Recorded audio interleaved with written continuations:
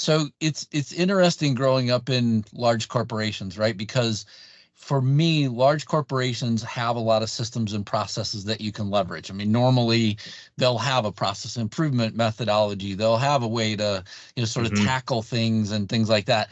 And what was interesting to me was a lot of the companies that I worked with inside of General Electric, whenever I was there for 18 years, they were smaller companies. So they weren't the big behemoth that you think of whenever you think of GE.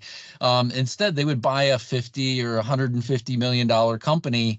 And that company essentially was expected to scale, overnight, right? And so oftentimes these companies would find themselves in a situation where they couldn't scale. They hadn't built systems and processes that were enabled to go do that.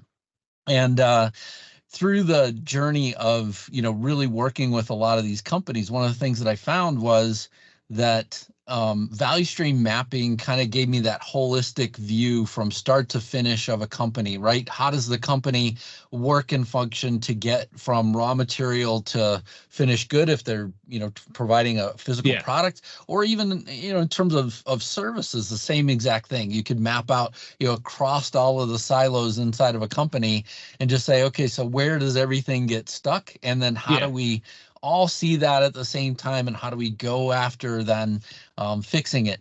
I'll summarize just kind of one big project, and then I'll kind of come back to how this applies to smaller companies as well.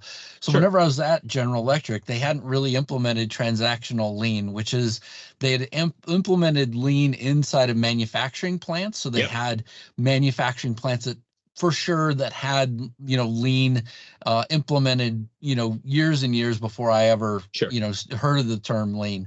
And so I was asked to help more or less the office or the transactional environment, take a look at the same exact thing. So how do we go from, an MRI order all the way through to installed device in the quickest amount of time? GE was getting their butt kicked by everybody else that was out there. Siemens and everybody else that had an MRI was essentially beating them at this time game.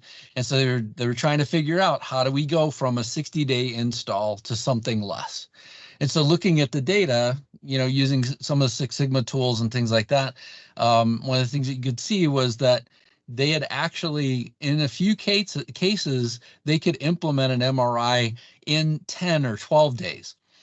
So the question was, could we develop a process that always had a 10 or 12 day, cycle time? We went through a process of value stream mapping first at GE, right? So there's 11 different steps. You kind of outline the process. You talk about the systems and the people and where is all the waste in the current state. The next, sort of map that you create is this future state map. And then the third level is one that actually is a multi-generational map of like where, if you were to prioritize each and every thing that you needed to fix, where would you go fix first, right? Yeah, so you kind of lay those things out. By the time that we value stream mapped it and worked through years of projects of, things to focus on minimizing the cycle time, what we got down to was 8 days. And so it was documented in a Harvard Business Review article as well that, hey, look, GE's had this great thing. Then the question was in my mind, do these tools apply to everything else outside of big, because that was big GE, right? So that was the big behemoth GE. And now the question was, does it apply to everything else? And so I had the fortune of working with a smaller company in Issaquah, Washington, where we took, a lot of these same tools and methodologies, and we would, do rapid prototyping. We would, do things to actually implement, more solid process around things, again, using that. And what we were able to do is actually, at the end of the day, take a company that was really struggling to scale and really get to that kind of next level. And they were able to implement metrics where we would have, 50% improved cycle time on installation. We would have less errors and ongoing less errors throughout time. So yeah, that was kind of for me, that initial transition of, yes, these tools apply there. So I'll stop there and give you a chance to.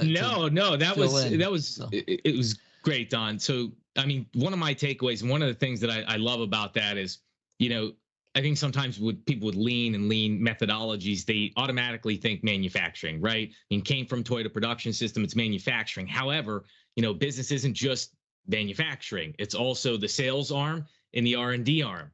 So whether you're coming up with new products and processes, like you said, to do that, or it's the process of delivering the MRI, which is part of kind of the sales cycle and delivery, more so than the manufacturing piece. That's sort of what I've started to understand, and as well, in that you can use these tools for overhead functions.